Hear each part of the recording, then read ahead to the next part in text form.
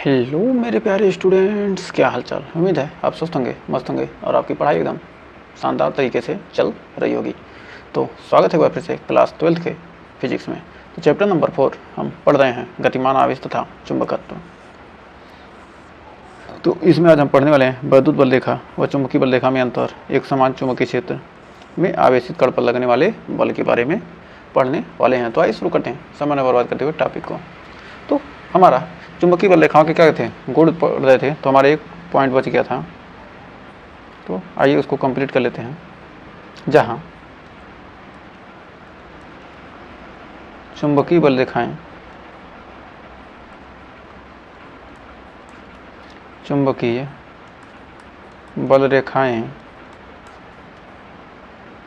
पास पास होती हैं, पास पास होती हैं, वहाँ प्रबल चुंबकीय क्षेत्र होती हैं, वहाँ प्रबल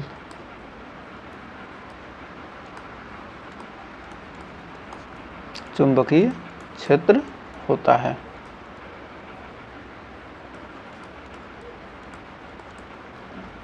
तथा जहाँ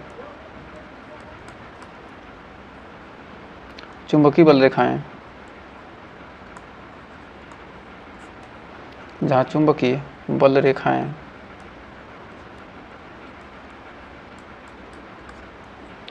चुंबकीय बल रेखाएं दूर दूर होती हैं,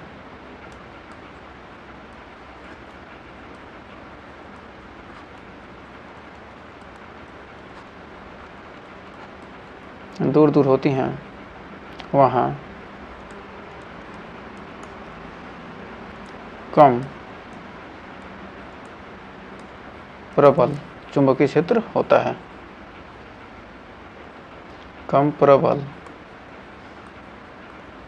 चुंबकीय क्षेत्र होता है।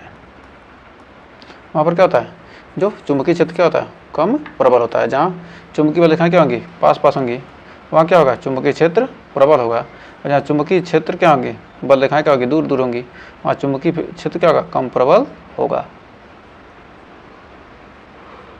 तो आइए बढ़ते आगे। हमारा है वैद्युत बल रेखा और चुंबकीय बल रेखाओं में अंतर।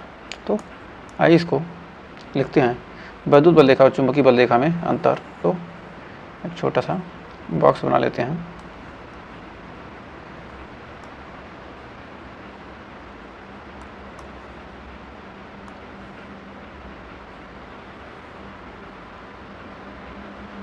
तो एक तरफ हो जाएगा हमारा वैद्युत बल रेखा, दूसरी तरफ हो जाएगा चुंबकीय बल रेखा।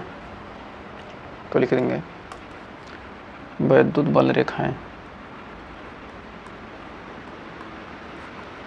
वैद्युत बल रेखाएं, और ये हमारा है चुंबकीय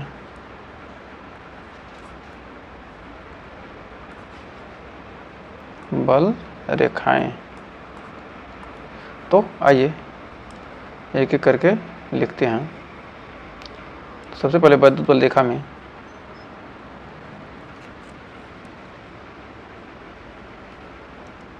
वैद्युत बल रेखाएं धनावेश से प्रारंभ होती हैं। वैद्युत बल रेखाएं धनावेश से प्रारंभ होती हैं, धनावेश से प्रारंभ होती हैं तथा ऋणावेश पर समाप्त होती हैं, तथा ऋणावेश पर क्या हो जाती हैं, समाप्त होती हैं। जो वैद्युत बल रेखाएं होती क्या होती हैं, धनावेश से क्या होती हैं, निकलती हैं और ऋणावेश पर क्या होती हैं, जाकर समाप्त हो जाती हैं। तो चुंबकीय बल रेखाएं क्या होती हैं, चुंबक के बाहरी अंश से S की ओर तथा चुंबक के भीतर क्या होती है, S से N की ओर होती है। चुंबकीय बल रेखाएं चुंबकीय बल रेखाएं बल रेखाएं चुंबक के बाहर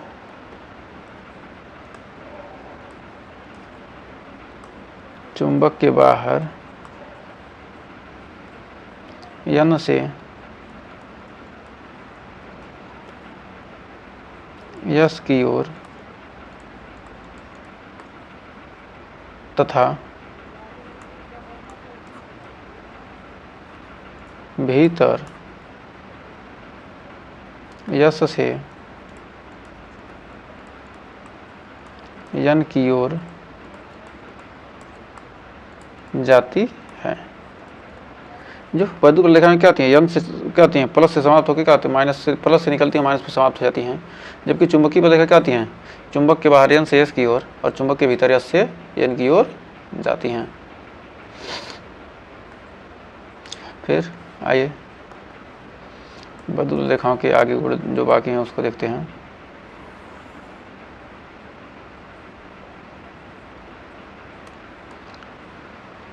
तो हमारा अगला पॉइंट है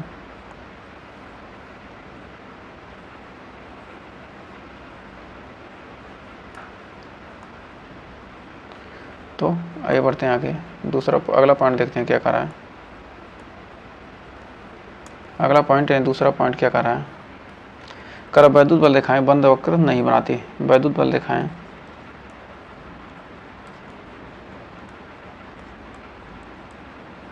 वैद्युत बल रेखाएं बंद वक्र नहीं बनाती हैं, नहीं बनाती हैं। जो वैद्युत बल रेखाएं क्या होती हैं, बंद वक्र नहीं बनाती हैं। तो चुंबकीय बल रेखाएं बंद वक्र बनाती हैं। चुंबकीय बल रेखाएं चुंबकीय बल रेखाएं बंद वक्र बनाती हैं। चुंबकीय बल रेखाएं बंद वक्र बनाती हैं।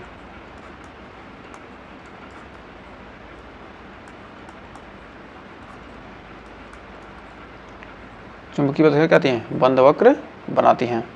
तो हमारा तीसरा पॉइंट हो जाएगा, वैद्युत बल रेखाएं चालक के तल के लंबवत होती हैं। वैद्युत बल रेखाएं चालक के तल के लंबवत होती हैं, लंबवत होती हैं। फिर हमारा अगला है, जो हमारी चुंबकीय बल रेखाएं हैं, चुंबकीय बल रेखाएं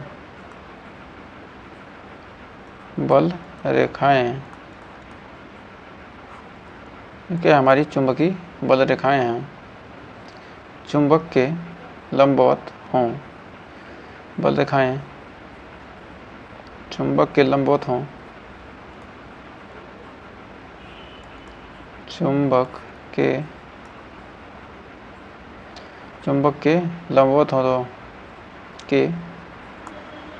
लंबवत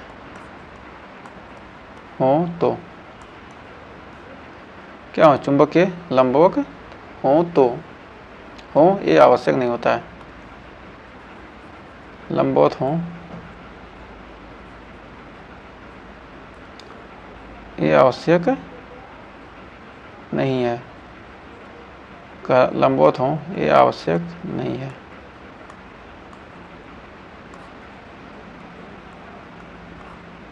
आवश्यक नहीं है। तो उम्मीद है यहाँ तक आपको कोई डाउट नहीं होगा। तो अगला हमारा हेडिंग था, जिसका हमें था वर्षों से इंतजार, वो घड़ी आ गई। कह रहा है एक समान चुंबकीय क्षेत्र में आवेशित कण पर लगने वाला बल। मतलब कोई क्या है, एक समान चुंबकीय क्षेत्र है, उसमें क्या है, कोई आवेशित कण है तो उस पर लगने वाला बल। क्योंकि हमने पढ़ा है जो वैद्युत आवेश है, वैद्युत क्षेत्र है हमारा, जो क्या है वैद्युत क्षेत्र है, वैद्युत क्षेत्र में हम किन के बारे में पढ़ते हैं, आवेशित कण के बारे में। वैद्युत क्षेत्र में हम क्या करते हैं, आवेशित कण के बारे में पढ़ते हैं। आवेशित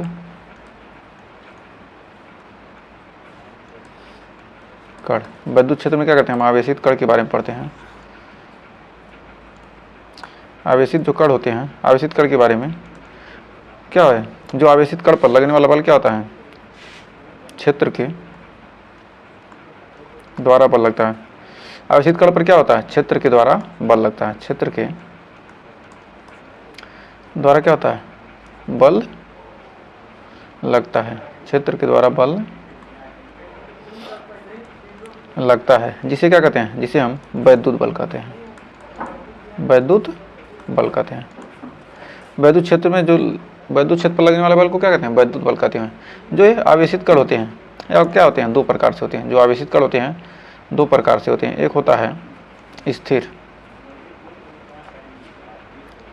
वैद्युत क्षेत्र में क्या होते हैं, आवेश स्थिर होता है, स्थिर आवेश पर भी बल लगता है, और गतिमान आवेश पर भी क्या होता है, बल लगता है।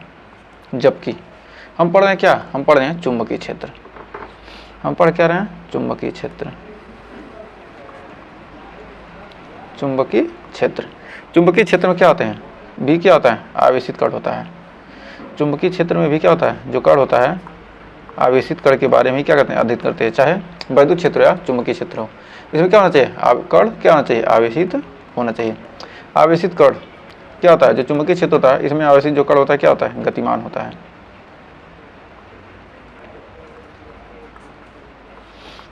जो आवेशित कण है क्षेत्र के द्वारा, आवेशित कण पर क्या होता है, इसमें भी क्षेत्र के द्वारा ही क्या लगता है, क्षेत्र के द्वारा बल लगता है। इस आवेशित कण पर क्या होता है, क्षेत्र के द्वारा ही क्या होता है, बल लगता है। इसे क्या कहते हैं, चुंबकीय बल कहते हैं, जिसे हम चुंबकीय बल कहते हैं, जिसे हम क्या कहते हैं, चुंबकीय बल कहते हैं। तो इसमें क्या होता है, जो चुंबकीय क्षेत्र है, चुंबकीय क्षेत्र में क्या होता है, गतिमान आवेशित कण होते हैं। लेकिन क्या होता है, जो हमारा वैद्युत क्षेत्र में है, या तो स्थिर हो या गतिमान, दोनों पर क्या, दोनों के बारे में हमने अध्ययन किया है। तो ये तो हम वैद्युत क्षेत्र क्या किए हैं, हम इधर वाला पढ़ चुके हैं। तो वैद्युत क्षेत्र हम क्या कर चुके हैं, पढ़ चुके हैं। इसके बारे में क्या कर हम पढ़ चुके हैं। अब पढ़ना क्या है हमको, चुंबकीय क्षेत्र में। तो कर एक समान चुंबकीय क्षेत्र में आवेशित कण पर लगने वाला बल, तो कर सकते हैं, एक सेकंड पेज पे नेक्स्ट चलना ना। तो हम जानते हैं कि, तो हम कह सकते हैं कि जो चुंबकीय क्षेत्र है, मान लीजिए क्या ये हमारा चुंबकीय क्षेत्र है, ये क्या हमारा, यहाँ पर बना लेते हैं चुंबकीय क्षेत्र। ये क्या कर लेते हैं, यहाँ पर क्षेत्र बना लेते हैं।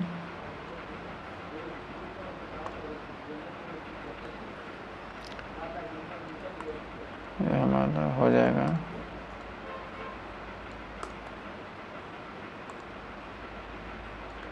तो ये हमारा क्या बन गया, एक हमारा क्षेत्र बन गया।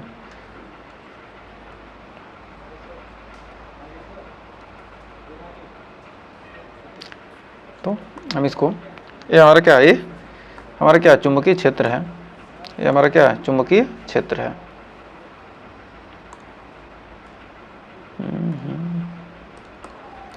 इस पर एरो का चिन्ह लगा देते हैं। ये क्या हमारा, ये क्या चुंबकीय क्षेत्र है। इसे क्या चुंबकीय क्षेत्र को किससे करते हैं, बी से। ये हमारा क्या है, चुंबकीय क्षेत्र है।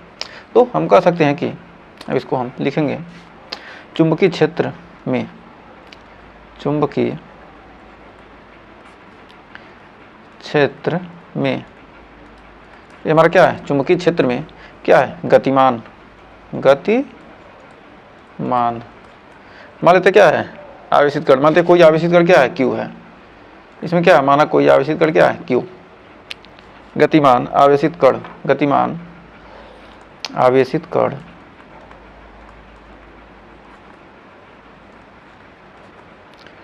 पर लगने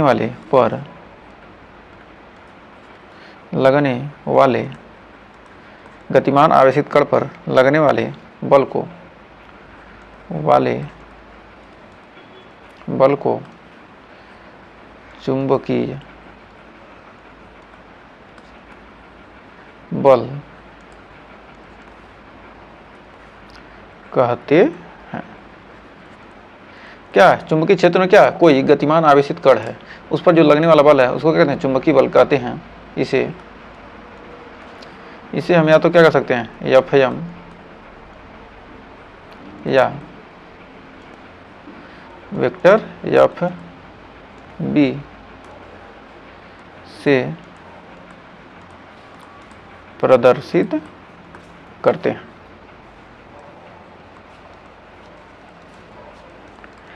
तो ये हमारा आवेश क्यू है, इस पर हमको क्या करना है, लगने वाले बल की क्या करनी है, हमको गणना करनी है।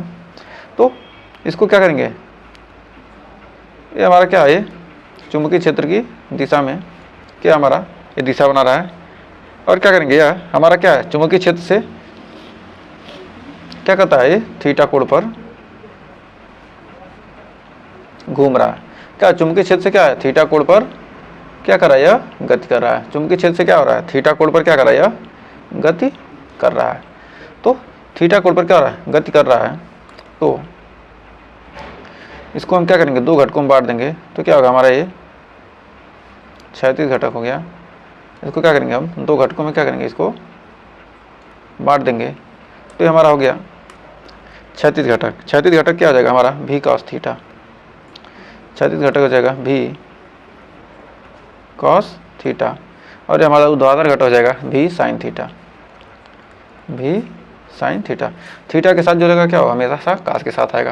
ये तो हमारा क्या है, भी वेग से क्या हो रहा है, गति कर रहा है थीटा के कोण पर। चुंबकीय क्षेत्र से क्या है, थीटा कोण पर। तो जो हमारा थीटा है किसके किसके बीच है, चुंबकीय क्षेत्र, ये क्या है हमारा चुंबकीय क्षेत्र और v के बीच। जो हमारा थीटा है यहाँ पर चुंबकीय क्षेत्र व वेक्टर v के बीच का कोण है।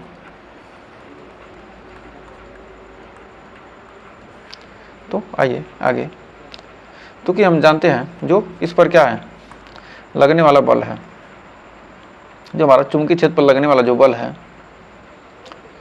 चुंबकीय क्षेत्र पर लगने वाला बल क्या होता है, एफ एम क्या हो जाएगा, आवेश के समानुपाती तथा उसमें लगने वाले उसके चुंबकीय क्षेत्र के समानुपाती और उसके ऊर्ध्वाधर घटक के क्या होता है, समानुपाती होता है। इन तीनों के क्या होता है, समानुपाती। ऊर्ध्वाधर घटक हम क्यों ले रहे हैं, तो अभी हम आपको इसके बारे में बताएंगे। तो अभी क्या कीजिए, अभी यहाँ जानिए क्या है हमारा ऊर्ध्वाधर घटक के इस क्यों ले रहे हैं, भी कास थीटा क्यों नहीं ले रहे हैं। अभी आगे क्या जाएगा आपको क्लियर हो जाएगा। जब हम क्या करेंगे, इसका कंडीशन पढ़ेंगे, तो हम बी साइन थीटा के समानुपाती होता है। तो हमारा हो जाएगा एफ एम, अब सभी को क्या करेंगे, जोड़ देंगे, तो हो जाएगा क्यू बी भी साइन थीटा। जो हमारा चुंबकीय बल है क्या है, हम देख रहे हैं क्या, चुंबकीय बल उस आवेश के समानुपाती तथा उस जिस चुंबकीय क्षेत्र में घूम रहा है उसके समानुपाती तथा उसके ऊर्ध्वाधर घटक के समानुपाती होता है। तो हमारा हो जाएगा एफ एम बराबर प्रोपोर्शनल टू क्यू भी बी साइन थीटा। तो हमारा एफ एम बराबर हो जाएगा के क्यू भी बी साइन थीटा। यदि क्या हो जाए, के बराबर हमारा यदि 1 हो, तो के बराबर 1 हो तो हमारा एफ एम बराबर हो जाएगा क्यू भी बी साइन थीटा। तो चुंबकीय बल क्या हो जाएगा हमारा, हो जाएगा क्यू भी बी साइन थीटा। तो हमारा यहाँ से फार्मूला निकल गया। तो इसका सदिश रूप देखेंगे, सदिश रूप,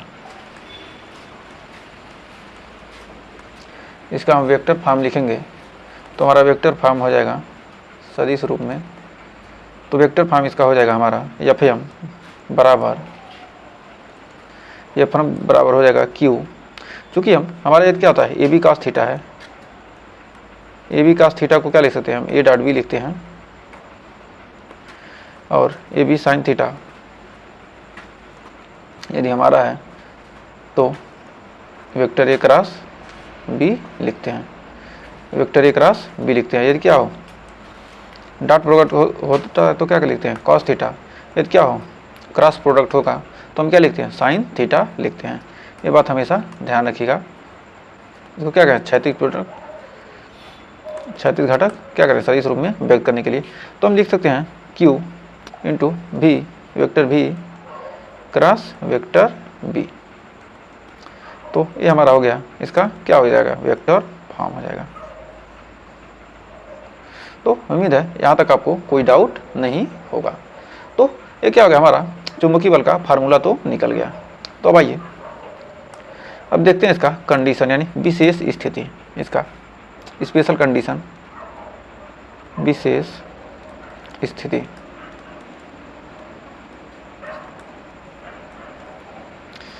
तो हमारा पहला कंडीशन क्या रहा है, यदि क्या हो, चुंबकीय क्षेत्र और उस कण के घूमने की दिशा क्या हो, एक हो, यानी दोनों क्या हो, एक दूसरे के समांतर हों, तब ये क्या हमारा चुंबकीय क्षेत्र है।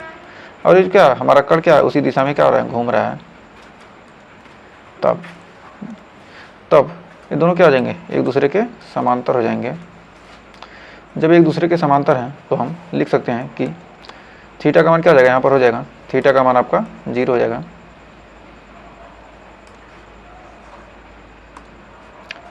तो यहाँ पर थीटा का मान आपका हो जाएगा 0 डिग्री। तो हम लिख सकते हैं FM बराबर QV साइन 0। तो साइन 0 का मान क्या हो जाएगा, हमारा 0 हो जाएगा।